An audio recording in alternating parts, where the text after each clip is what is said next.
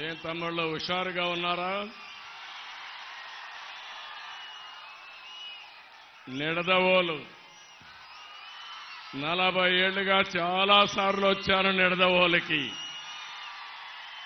ఈరోజు మిమ్మల్ని చూస్తా ఉంటే నాకు అనిపిస్తా ఉంది, మీరు నిర్ణయం చేసేశారు అప్పుడే. మే 13 లాంఛనమే గెలవబోయేది ఎన్డీఏ. అవునా తమ్ముళ్ళు? మొట్టమొదటిసారిగా 3 పార్టీల రాష్ట్ర అధ్యక్షులు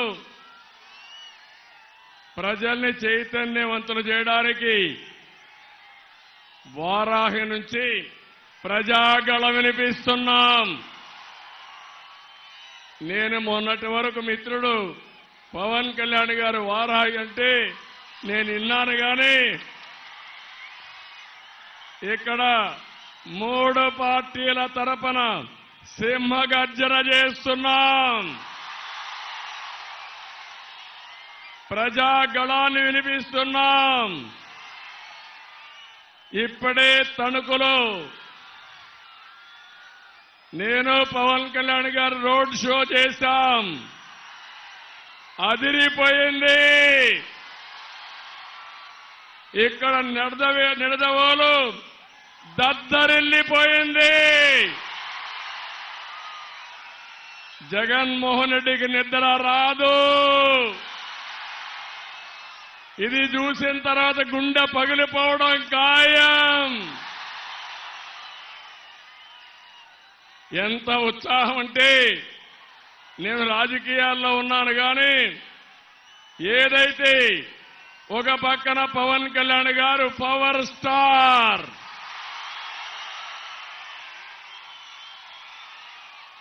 నిస్వార్థంగా మీకు సేవలు అందించడానికి వచ్చిన వ్యక్తి అవునా కాదా అని అడుగుతున్నా. ఇంకో పక్కన నరేంద్ర మోడీ గారు భారతదేశాన్ని ప్రపంచ పటంలో అగ్రదేశంగా పెట్టే నాయకుడు. తెలుగుదేశం తరఫున నాకు 40 ఏళ్ల అనుభవం. తమ్ముళ్ళు, ఇవన్నీ కలిసిన తర్వాత జగన్మోహన్ రెడ్డి ఒక లెక్క అని మీకు తెలియజేస్తున్నా. నిలబడతాడా అని తెలియజేస్తున్నా. మిమ్మల్ని అడుగుతున్నా, నిలబడనిద్దామా అని మిమ్మల్ని అడుగుతున్నా. ఇంటికి పంపించడానికి సిద్ధమా అని మిమ్మల్ని కోరుతున్నా. సిద్ధం అంటే గట్టిగా చెప్పండి. జగన్మోహన్ రెడ్డి ఎక్కడో సిద్ధం అని తిరుగుతున్నాడు. మీరు చెప్పాలి గట్టిగా చప్పట్లు కొట్టి, జగన్మోహన్ రెడ్డి నిన్ను ఓడించడానికి మేము సిద్ధం. లాస్ట్ లో ఉండే తమ్ముళ్ళు, ఇటు పక్కుండే మీరందరూ కూడా తమ్ముళ్ళు, ఇప్పుడే ఒకటే చెప్తున్నా జగన్మోహన్ రెడ్డికి, ఈ సభ చూసి చెప్తున్నా, మమ్మల్ని అడ్డుకోవాలంటే సైకిల్ స్పీడ్ వేస్తాం, తొక్కుకుంటూ వెళ్ళిపోతాం. పగలగొట్టాలని చూస్తే గాజు గ్లాసు మరంత పదనెక్కుతుంది. నీ గుండెల్లో గుచ్చుకుంటుంది. ఖబర్దార్, జాగ్రత్తగా ఉండు. బురద వెయ్యాలని చూస్తే కమలం వికసిస్తుంది తప్ప నీ బురద అంటదు. ఈ 3 కలిసిన తర్వాత తమ్ముళ్ళు ఇంకా అన్స్టాపబుల్. ఒక్క విషయం మీరు గుర్తుపెట్టుకోవాలి. పవన్ కళ్యాణ్ గారు కొన్ని విషయాలు చెప్పారు. ఈ 3 పార్టీలు కలవడం మా కోసరం కాదు, మనందరి కోసం, ఈ రాష్ట్రం కోసం, ఈ పిల్లల భవిష్యత్తు కోసరం కలిశాం. అంతేకాకుండా 2014లో మేము కలిశాం. బీజేపీ తెలుగుదేశం కలిసి పోరాడాం. పవన్ కళ్యాణ్ గారు ఒకే మాట చెప్పాడు, నేను ఎన్డీఏకి మద్దతు ఇస్తానని బేషరతుగా మద్దతు ఇచ్చిన వ్యక్తి పవన్ కళ్యాణ్ గారు. ఆ రోజే మీరు చూస్తే వెస్ట్ గోదావరి జిల్లాలో 15కు 15 గెలిచాం. 3 పార్లమెంట్లో మనమే గెలిచాం. ఇప్పుడు మీ జోరు చూస్తా ఉంటే ఇది ఆగే పరిస్థితిలో లేదు. మా కాంబినేషన్ సూపర్ హిట్. అయితే ఇక్కడ ఒక విషయం గుర్తుపెట్టుకోవాలి. ఈరోజు ఏదో మేము అధికారం కోసమో ఇంకో దానికోసం మేము కలవలేదు.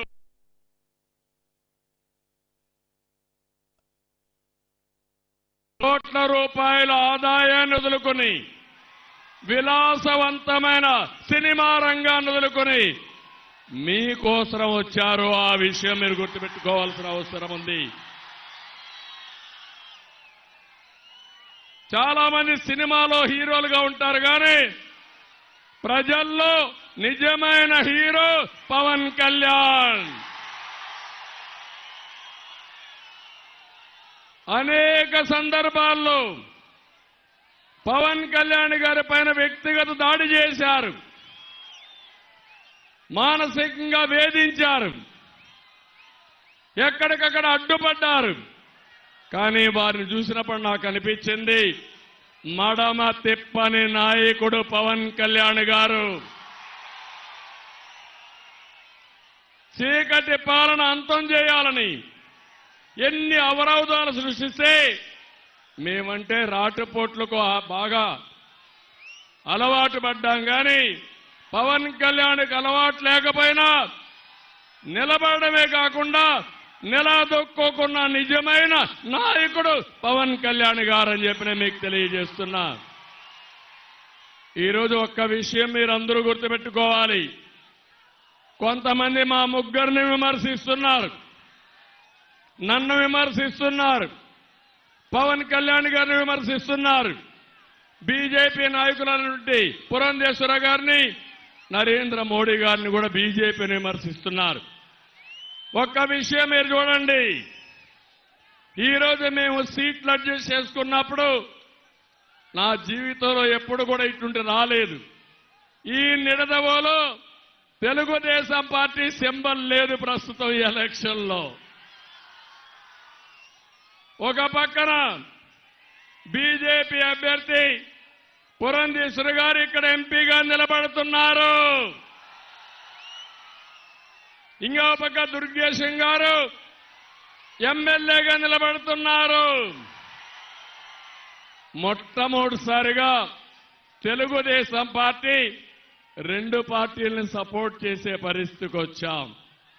ఈ పరిస్థితి నాకే కాదు, మిత్రుడు పవన్ కళ్యాణ్ గారికి కూడా వచ్చింది. ఇంకో పక్క బీజేపీ కూడా జాతీయ పార్టీగా ఉన్నా పోయినసారి కంటే తక్కువ సీట్లతో వాళ్ళు పోటీ చేసే పరిస్థితి వచ్చారు.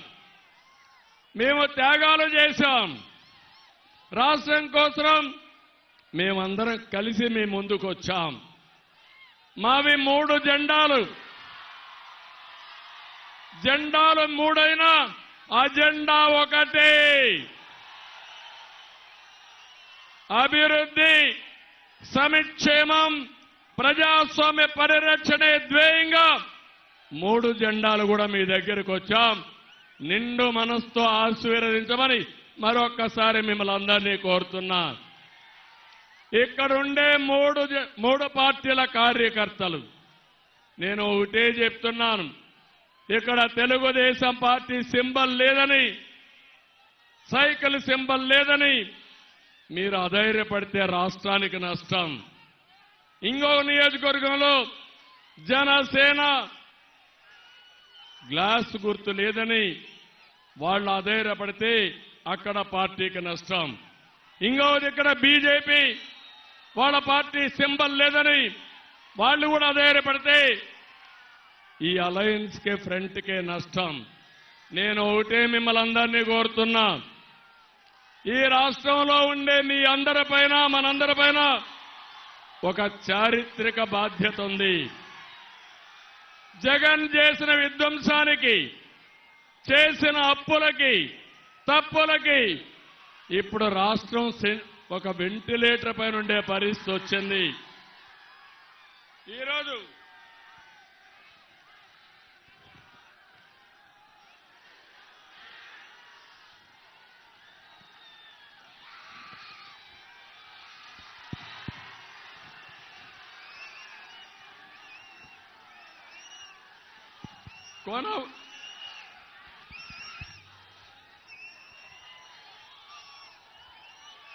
కొన ఊపిరిపై ఉన్న రాష్ట్రానికి ఎన్డీఏ ఒక ఆక్సిజన్ అయి బతికిస్తుంది. శక్తినిచ్చి కోలుకునే శక్తిని మనందరికి ఇచ్చే అవకాశం ఉంది. నేను ఒకటి హామీ ఇస్తున్నా, రాజధాని కట్టుకోవాలి, పోలవరంతో సహా అన్ని ప్రాజెక్టులు పూర్తి చేయాలి, ఇండస్ట్రియల్ కారిడార్లన్నీ అభివృద్ధి చేసుకోవాలి. ఇవన్నీ జరగాలంటే కేంద్ర ప్రభుత్వ సహకారం అవసరం. నరేంద్ర మోడీ గారి యొక్క సహకారం, ఆశీస్సులు ఈ రాష్ట్రానికి అవసరం. అప్పుడే ఇవి సాధ్యమవుతాయని చెప్పి నేను మీకు తెలియజేస్తున్నా. అందుకే గాడి తప్పిన పరిపాలనని ఘాట్లో పెట్టే శక్తి, యుక్తి ఈ ఎన్డీఏకుందని మరొకసారి మీ అందరికీ విజ్ఞప్తి చేస్తున్నా. అంతేకాకుండా ఈరోజు మీరు ఒక్కసారి చూస్తే నరేంద్ర మోడీ గారి నాయకత్వంలో 2047కి అంటే 100 సంవత్సరాల స్వాతంత్ర దిన సందర్భంగా భారతదేశం సూపర్ పవర్ గా తయారవుతుంది. అంటే నెంబర్ 1 గాని నెంబర్ 2 ఆర్థిక వ్యవస్థగా తయారవుతుంది. మా కోరిక ఒకటి, అందులో ఆంధ్రప్రదేశ్ వెనకబడిపోకుండా మనం కూడా ముందుకు పోవాల్సిన అవసరం ఉంది. ఈరోజు ఈ రాష్ట్రాన్ని కాపాడడానికి మీరందరూ కూడా ఆలోచించాల్సింది. నేను ఒకే ఒక విషయం మిమ్మల్ని కోరుతున్నా, జగన్మోహన్ రెడ్డి గొడ్డల వేటుకు బలిగానోళ్ళు ఎవరన్నా ఉన్నారా తమ్ముళ్ళు అని మిమ్మల్ని అడుగుతున్నా. రైతులు మిమ్మల్ని అడుగుతున్నా ఒక మాట, ఏ రైతైనా బాగున్నాడా అని మిమ్మల్ని అడుగుతున్నా. గిట్టుబాటు ధర వస్తా ఉందా అని మిమ్మల్ని అడుగుతున్నా. కాలువల్లో పూడికి తీశారా అని మిమ్మల్ని అడుగుతున్నా. వరదలు వస్తే సహాయం చేశారా అని మిమ్మల్ని అడుగుతున్నా. దేశంలోనే ఎక్కువ అప్పులు చేసిన రైతాంగం మన రాష్ట్రంలో ఉండడం, ఆత్మహత్యలు చేసుకోవడం చాలా దౌర్భాగ్యం. మా తమ్ముళ్ళు యువత ఉన్నారు ఇక్కడ. ఏం తమ్ముళ్ళు, ఉద్యోగాలు వచ్చాయా మీకు? వస్తాయని నమ్మకం ఉందా మీకు? డిఎస్సీ పెట్టాడా మీకు? జాబ్ క్యాలెండర్ ఇచ్చాడా మీకు? పెట్టుబడులు వచ్చాయా ఈ రాష్ట్రానికి? మళ్ళీ జాబ్ రావాలంటే మేము రావాలి. జాబు రావాలంటే కూటమి గెలవాలి, ఎన్డీఏ రావాలి. అవునా కాదా? అందుకే మేము ఒక నిర్ణయం తీసుకున్నాం. ఎన్డీఏ వస్తానే మొదటి సంతకం మెగా డిఎస్సీ పైన పెడతామని చాలా స్పష్టంగా హామీ ఇచ్చాం. ఇదే కాదు, ఏమమ్మా ఆడబిడ్డలు మీరేమన్నా బాగున్నారా? ఎవరికైనా న్యాయం జరిగిందా మీకు? ధరలు పెరిగాయా లేదా? నిత్యావసర వస్తువులు ఆకాశాన్ని అంటుతున్నాయా లేదా? వంట గ్యాస్ పెరిగిందా లేదా? పెట్రోల్ డీజిల్ పెరిగిందా లేదా? కరెంటు ఛార్జీలు పెరిగాయా లేదా? 7 సంవత్సరాలు 5 సంవత్సరాలు కరెంటు ఛార్జీలు పెంచలేదు. బాధుడే బాధుడు. అందరూ ఇబ్బందుల్లో పడ్డాం. నేను అడుగుతున్నా, బీసీలకు ఏమన్నా పనులైనాయా అని అడుగుతున్నా. ఎస్సీలకు ఏమన్నా పనులైనాయా? ఎంత అహంకారం ఈ ముఖ్యమంత్రి కంటే! ఒక ఎమ్మెల్సీ డ్రైవర్ని చంపి డోర్ డెలివరీ పంపిస్తాడు. ఎస్సీలు ఆలోచించుకోవాలి. రేపు మళ్ళా ఈ గవర్నమెంట్కి సపోర్ట్ చేస్తే అందరినీ చంపి డోర్ డెలివరీ పంపించే దుర్మార్గుడు, విధ్వంసకారుడు ఈ జగన్మోహన్ రెడ్డి. ఈరోజు జగన్మోహన్ రెడ్డి ఒక మాట చెప్తున్నాడు, అందరినీ ఇబ్బంది పెట్టాడు. 2019 ముందు పాదయాత్ర వచ్చాడా లేదా? ఆ రోజు నేను అనుకోనుంటే ఒక్క అడుగు ముందేసేవాడు ఆ జగన్మోహన్ రెడ్డి అని అడుగుతున్నా. ఈరోజు పవన్ కళ్యాణ్ గారు విశాఖపట్నం పోతే తిరగనీయకుండా చేస్తారు. ఆయన హైదరాబాద్ నుంచి వస్తే రానీయకుండా చేస్తారు. మా జీవితంలో ఎప్పుడూ చూడనన్ని కేసులు పెట్టే పరిస్థితికి వచ్చారు. ఏం తమ్ముళ్ళు, బాంబులకే భయపడకపోతే కేసులకు భయపడతావా అని అడుగుతున్నా మిమ్మల్ని. ఈరోజు జగన్మోహన్ రెడ్డి అంటున్నాడు, నేను సింగిల్ గా వస్తున్నానని, నాకు ఎవరూ లేరని. నువ్వు సింగిల్ గా రావడం లేదు, శవాలతో వస్తున్నావు, మర్చిపోవద్దు. 2014లో తండ్రి లేని బిడ్డ అని వచ్చావు. 2019లో మా బాబాయిని చంపేశారని అప్పుడు వచ్చావు. నువ్వే చంపేసి బాబాయిని చంపేశారని వచ్చావు. నిన్న వాలంటీర్లు పెన్షన్ కోసం వస్తే పెన్షన్ ఇవ్వకుండా డోర్ డెలివరీ ఎలక్షన్ కమిషన్ పై నేపవేసి మొత్తం కొంతమంది ముసలివాళ్లు చనిపోతే శవ రాజకీయాలు చేసిన ముఖ్యమంత్రి ఈ జగన్మోహన్ రెడ్డి. జగన్మోహన్ రెడ్డి చూసి అందరూ భయపడిపోయారు. ఎమ్మెల్యేలు పారిపోతున్నారు, టికెట్లు ఇస్తామన్న ఎంపీలు పారిపోతున్నారు. కడాన ఎమ్మెల్సీ కాలం 4 ఏళ్లున్నా నీ పదవి మాకొద్దు, నీతో మేము ఉండం, నువ్వు రాష్ట్రానికి ద్రోహం చేస్తున్నావు, అలాంటి వ్యక్తితో ఉండవని పదవి వదిలిపెట్టి మన దగ్గరికి వచ్చారంటే ఈరోజు ఇక్బల్ అనే ఒక ఎమ్మెల్సీ పదవికి రాజీనామా చేసి తెలుగుదేశానికి వచ్చాడు. 4 సంవత్సరాల పదవీ కాలం ఉంటే రామచంద్రయ్య రాజీనామా చేసి వచ్చాడు. వంశీ అనే వ్యక్తి ఎమ్మెల్సీ పదవికి రాజీనామా చేసి జనసేనలో చేరారంటే అది ఈరోజు ఉండే పరిస్థితి.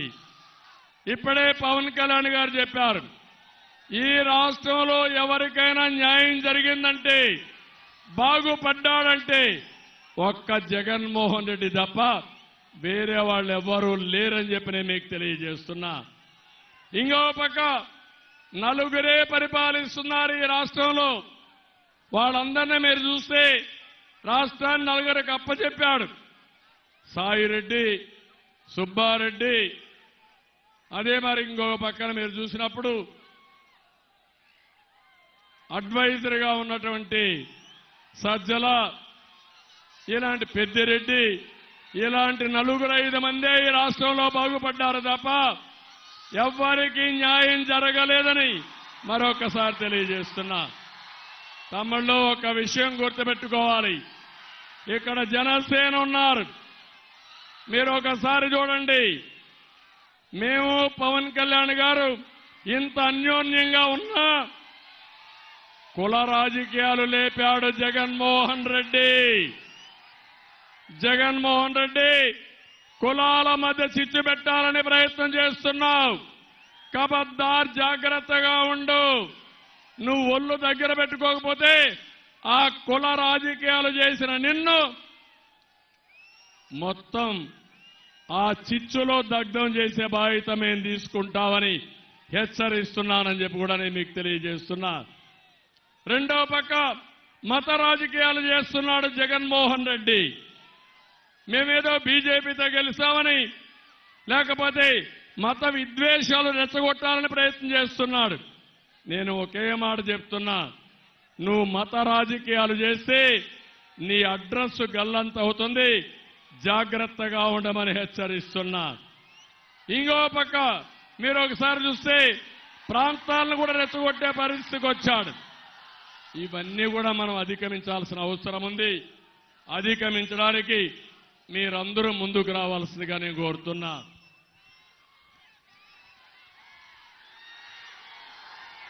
ఈరోజు మా కూటమి తరపున మీ అందరికీ ఒకటే హామీ ఇస్తున్నా. ఒక దుర్మార్గమైన పాలన పోవాలి, మళ్ళీ ఎన్డీఏ ప్రభుత్వం రావాలి. ఎన్డీఏ ప్రభుత్వం వచ్చినప్పుడు కావాలని తప్పుడు ప్రచారం చేస్తున్నాడు. మనం వస్తే సంక్షేమ కార్యక్రమాలు తీసేస్తామని.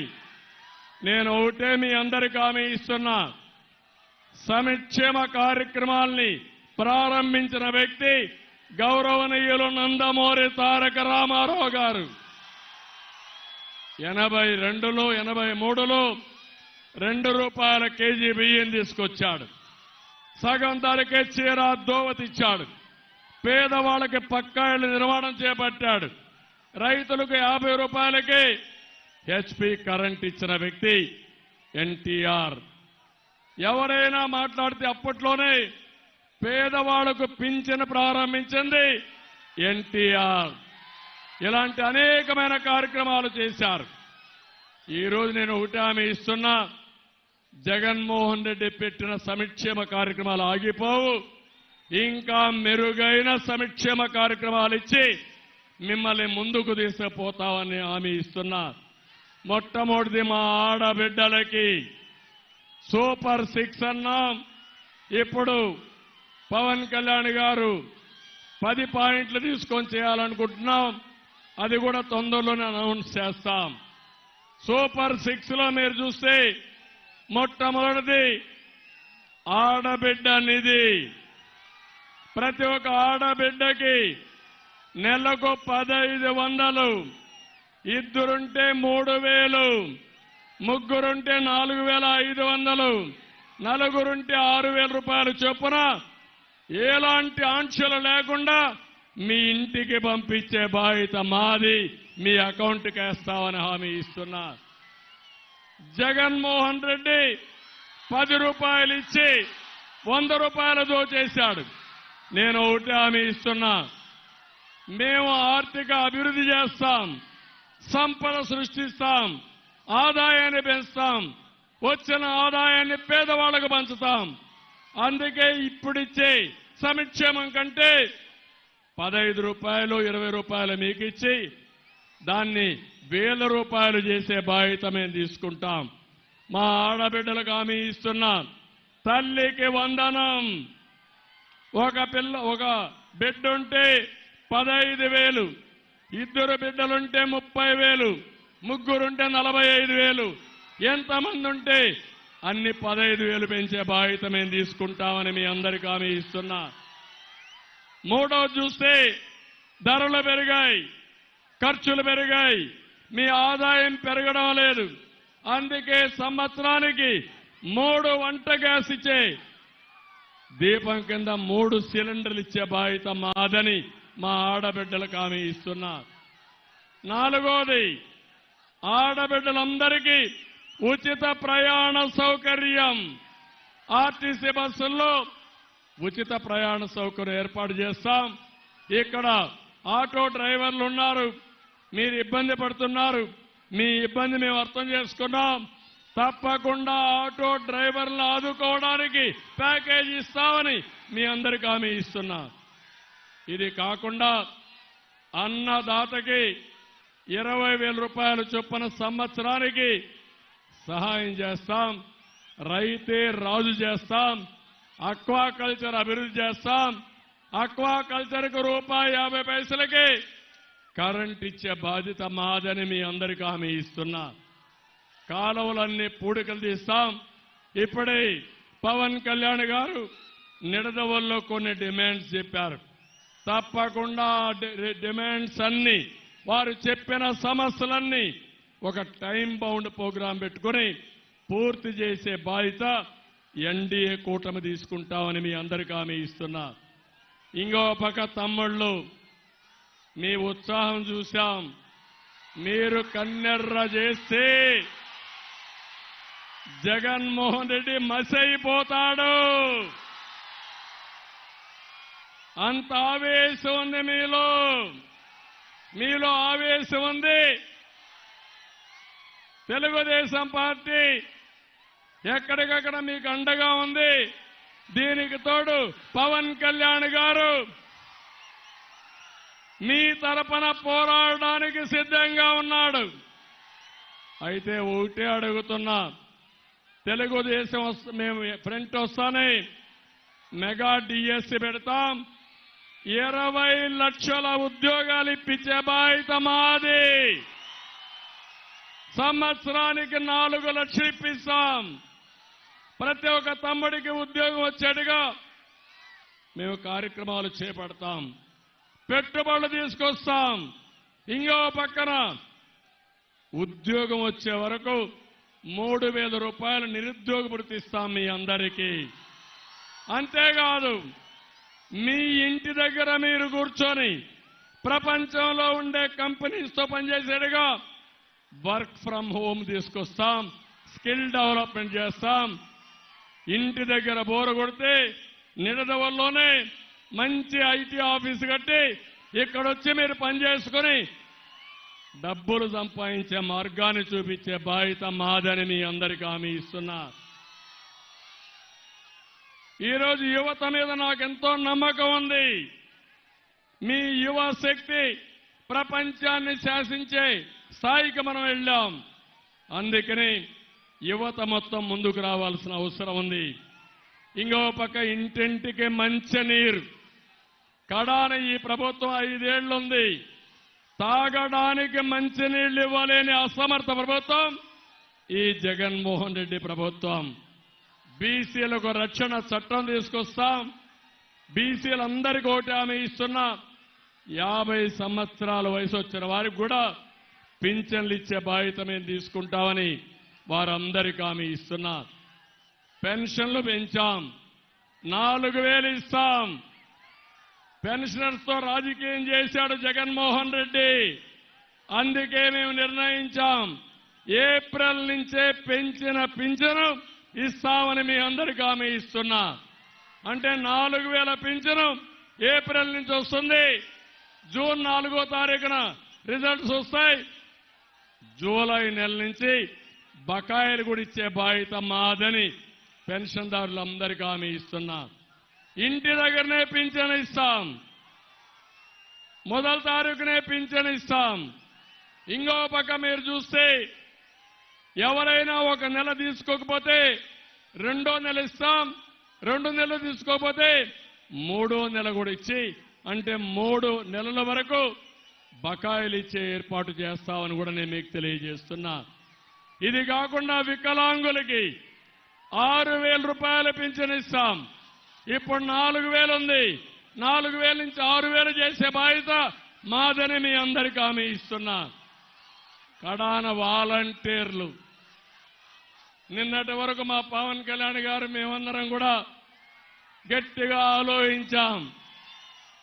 ఎందుకంటే జగన్మోహన్ రెడ్డి ఆలోచించాడు, వాలంటీర్స్ ని పెట్టి రాజకీయం చేయాలని. మేమందరం ఒకటే చెప్పాం, వాలంటీర్లు మీరు రాజకీయం చేయొద్దండి, ప్రజలకు సేవ చేయండి, మీకు మేము అండగా ఉంటాం. మీరు రాజకీయం చేస్తే వదిలిపెట్టమని చెప్పాం. అందుకే వాళ్ళకు కూడా ఒక ప్యాకేజ్ ఇచ్చాం. నిన్న వాలంటీర్స్ 5,000 రూపాయల జీతం 10,000 రూపాయలు చేశామని ఈ సభ సందర్భంగా మీకు తెలియజేస్తున్నాం. అంటే 5,000 కావాలన్నా 10,000 కావాలన్న ఒక విషయం అయితే, రెండవది ఎంఏ చేశారు, అదే మరి ఇంజనీరింగ్ చేశారు. చాలా మంది సమర్థులు కూడా చదువుకొని ఊర్లో ఉద్యోగం ఉందని ఈ 5,000కే ఫిక్స్ అయ్యే పరిస్థితి వచ్చారు. వాళ్ళకు ఒకే హామీ ఇచ్చాను, మీ కెపాసిటీ బట్టి స్కిల్ డెవలప్మెంట్ చేసి మీ ఆదాయాన్ని పెంచుతాం. 10,000కే పరిమితం కాదు, లక్షల రూపాయలు సంపాదించే మార్గాన్ని మేము చూపిస్తామని వాలంటీర్లందరికీ విజ్ఞప్తి చేస్తున్నాం. వాలంటీర్కు ఒకటే కోరుతున్నా, నిన్నటి నుంచి వైసీపీ సైన్యం వాలంటీర్లు అనుకున్నారు. ఇప్పుడు వాలంటీర్లు పూర్తిగా ఎన్డీఏకి సపోర్ట్ చేసే పరిస్థితికి వచ్చారు, లేకపోతే తటస్థంగా ఉండే పరిస్థితికి వచ్చారు. ఇక్కడుండే కార్యకర్తలందరినీ ఒకటే కోరుతున్నా, ఏ వాలంటీర్ కూడా వైఎస్ఆర్ కాంగ్రెస్ పార్టీకి చేయడానికి వీలు లేదు. ప్రజాసేవ చేయమనండి, మనం అండగా ఉంటాం. రాష్ట్రం కోసం పనిచేయమనండి, మనం సహకరిస్తాం. రాజకీయం చేస్తే, వైసీపీకి పనిచేస్తే మాత్రం ఎవరిని వదిలిపెట్టాం. అది మంచిది కాదు. ఇప్పుడు జగన్మోహన్ రెడ్డి ఎంత దుర్మార్గుడంటే, వాలంటీర్స్ పైన రాజకీయం చేస్తూ నేనేదో వాలంటీర్ వ్యవస్థ పెట్టాను, చంద్రబాబు నాయుడు దాన్ని ఆమోదించాడు అంటే నా పరిపాలన బాగుందన్నాడు. జగన్మోహన్ రెడ్డి, నీ మారిగా విధ్వంసం నేను చెయ్యను. నువ్వు విధ్వంసం ప్రారంభించింది ప్రజావేదిక కూల్చి విధ్వంసంతో పరిపాలన చేసిన వ్యక్తివి నువ్వు. నేను ఆ పని చెయ్యను. నువ్వెక్కడన్నా ఉపయోగపడే పని చేస్తే అది కూడా రాష్ట్రానికి ఉపయోగించుకుంటాను తప్ప తప్పుడు పనులు చేయమని చెప్పి కూడా నేను మీకు తెలియజేస్తున్నా. ఎప్పుడు కూడా వాలంటీర్ వ్యవస్థను మేము వ్యతిరేకించలేదు. వాలంటీర్ల ద్వారా రాజకీయాన్ని మేము వ్యతిరేకించాం. ఒక పార్టీ సేవ చేయడానికి వ్యతిరేకించాం. అందుకే ఈరోజు మిమ్మల్ని అందరినీ కోరుతున్నా, వచ్చే ఎన్నికలు చాలా ముఖ్యం. ఈ ఎన్నికల్లో నేను ఒకటే మిమ్మల్ని కోరేది, మేము 3 పార్టీలు కలిశామంటే ప్రజల కోసమే కలిశాం. ఈ రాష్ట్రంలో ప్రజలు గెలవాలి, రాష్ట్రం నిలబడాలి. ఆ ధ్యేయంతో మేము కలిశాం. ఈ రోజు నిడదవోలు చూశాం. మొదటి రోజు మా ఇద్దరి యొక్క రోడ్ షో, ఒక రోడ్ షోకే అదిరిపోయింది. రేపు రాబోయే రోజుల్లో 3 పార్టీలు కలిసి మేము మీటింగులు పెట్టడం మొదలు పెడితే రోజు రోజుకి స్పీడ్ పెరుగుతుంది. ఆ దెబ్బకి వైఎస్ఆర్ కాంగ్రెస్ పార్టీ కొట్టుకొని పోవడం ఖాయమని చెప్పి మరొకసారి తెలియజేసుకుంటూ, ఇక్కడ ఒక్క విషయం కూడా చెప్పాలి. శేషారావు గారు తెలుగుదేశం పార్టీకి చాలా బాగా పనిచేసిన నాయకుడు. పార్టీ వ్యవహారాలన్నీ భుజస్కంధాలపైన వేసుకుని ఎప్పటికప్పుడు సమర్థవంతంగా పనిచేయడమే కాకుండా సిన్సియర్గా పనిచేసిన నాయకుడు. ఎప్పుడైతే పొత్తులు వచ్చిన తర్వాత మేము కొంతమంది నాయకుల్ని ఇచ్చేసినప్పుడు మేమిద్దరం కూడా ఆలోచించాం. పవన్ కళ్యాణ్ గారు మేము ఆలోచించాం. అయితే అకామిడేషన్లో తప్పని పరిస్థితి వచ్చి ఈరోజు దుర్గేశం గారు ఇక్కడ ఎమ్మెల్యేగా నిలబడ్డారు. నేను ఆ విషయం శేషారావుకు చెప్పినప్పుడు ఎవరికైనా బాధ ఉంటుంది, కానీ అతి త్వరలో మళ్ళీ రియలైజ్ అయ్యి, సార్ మీరు చెప్పారు ఎన్డీఏ ముఖ్యం, కూటమి ముఖ్యం, రాష్ట్రం ముఖ్యం, నా సర్వశక్తులు ఉపయోగించి నేను దుర్గేశను గెలిపించుకొని వస్తాం. ఆయన కాదు క్యాండిడేట్, నేను క్యాండిడేట్ అని ముందుకు వచ్చాడు మీ ముందుకి. మనస్ఫూర్తిగా అభినందిస్తున్నాను. ఈ స్ఫూర్తి అన్ని దిక్కల్లో అన్ని పార్టీల్లో రావాలి. అదే మాదిరిగా ఈరోజు ఒక పక్క దుర్గేశం గారిని, ఒక పక్క పురంధేశ్వరి గారిని, ఇక్కడ బీజేపీ అభ్యర్థిని నేను ఒకటే మిమ్మల్ని అందరినీ కోరుతున్నా. వారికి ఒక కమిట్మెంట్ ఉంది, ప్రజలకు సేవలు అందించాలనే ఆలోచన ఉండే కుటుంబం నుంచి వచ్చిన వ్యక్తి. అందుకే నేను మిమ్మల్ని అందరినీ ఒకే విషయం విజ్ఞప్తి చేస్తున్నా. ముగ్గురు కలిసిన తర్వాత రాజమండ్రి పార్లమెంట్ వన్ సైడ్ ఎన్నికలు జరగాల్సిన అవసరం ఉంది. నాకు అనుమానమే లేదు, గెలవడం కాదు, అతి పెద్ద మెజారిటీతో భారతీయ జనతా పార్టీ అభ్యర్థిని పురంధేశ్వరి గారిని గెలిపిస్తామని గట్టిగా చప్పట్లు కొట్టి హర్షాన్ని, ఆమోదాన్ని తెలియజేయాలి. ఇద్దరికి అదే మెజార్టీ రావాలి. ఈరోజు మీ ఉధృతంగా మీ చూశాను. మిమ్మల్ని చూసిన తర్వాత నాకు నమ్మకం వచ్చింది, రాబోయేది ఎన్డీఏ గవర్నమెంటే, అనుమానం లేదు. రోజు రోజుకి ఇంకా బ్రహ్మాండంగా ముందుకు పోయే అవకాశం వస్తుంది. మరొక్కసారి పవన్ కళ్యాణ్ గారి త్యాగాలు, తెలుగుదేశం పార్టీ తీసుకున్న నిర్ణయాలు బీజేపీ స్ఫూర్తి అందరూ అర్థం చేసుకుని అందరూ కూడా ఈ రోజు నుంచి 30 రోజులు మీరు కష్టపడండి. ఆ తర్వాత ఏం చేయాలో చేసి మీ రుణం తీర్చుకుంటామని చెప్పి తెలియజేసుకుంటూ ఇక్కడ చాలా సమస్యలు ఉన్నాయి. ఇప్పుడే శేషారావు గారు చెప్తున్నారు, భవన నిర్మాణ కార్మికులకైతే చాలా ఇబ్బందుల్లో ఉన్నారు. ఇసుక మొనోపలి చేసి ఇసుక మాఫియా తయారు చేసి 1000 రూపాయలు అమ్మే ట్రాక్టర్ ఇసుక 5000 చేసిన దుర్మార్గుడు ఈ జగన్మోహన్ రెడ్డి. ఇసుక అయిపోయిందనుకుంటే భారతీయ సిమెంట్ పెట్టి సిమెంట్ రోడ్లు సిండికేట్ పెట్టి సిమెంట్ మొత్తం ధరలు విపరీతంగా పెంచేశాడు. ఇంకో పక్క స్టీల్ రేట్లు పెరిగాయి. ఇంకో పక్క ఎప్పుడో పెట్టాం ఎన్ఏసీ అని పెట్టి ఏదైతే నేషనల్ అకాడమీ ఆఫ్ కన్స్ట్రక్షన్ పెట్టి భవన నిర్మాణ కార్మికులకు నిధి ఏర్పాటు చేసింది తెలుగుదేశం ప్రభుత్వం. ఆ డబ్బులు కూడా ₹1 ఇవ్వకుండా ప్రభుత్వానికి వాడుకునే పరిస్థితికి వచ్చాడు. భవన నిర్మాణ కార్మికుల సంక్షేమం పూర్తిగా నష్టపోయారు. మీ సమస్య మాకు అర్థమైంది. మీ విషయం కూడా మేనిఫెస్టోలో పెడతాం. తప్పకుండా భవన నిర్మాణ కార్మికులు 40 లక్షల మంది ఉన్నారు.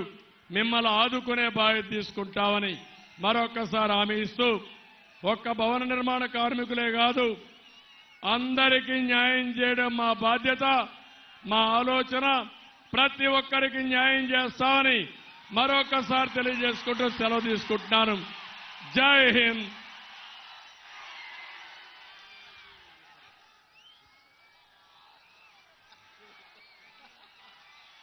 హలో ఏపీ,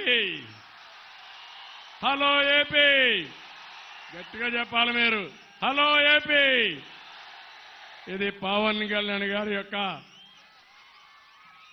ఒక మాటలో చెప్పాలంటే ఎక్కడ పోయినా నిద్రావస్థలో ఉండే సమాజాన్ని నిద్ర లేపడానికి, నిద్ర లేస్తేనే హలో ఏపీ అనే మాట ప్రతి ఒక్కరూ మాట్లాడాల్సిన అవసరం ఉంది. 30 రోజులు గుడ్ మార్నింగ్ కాదు, hello AP, hello AP, hello AP, hello AP. శభాష్, గుడ్. నమస్కారం, ధన్యవాదాలు. ఇప్పుడు 3 పార్టీలు కూడా Janasena, Janasena, Janasena, Bharatiya Janata party, Bharatiya Janata party, Bharatiya Janata party, Telugu Desam, Telugu Desam, Telugu Desam. NTR Amar high, NTR.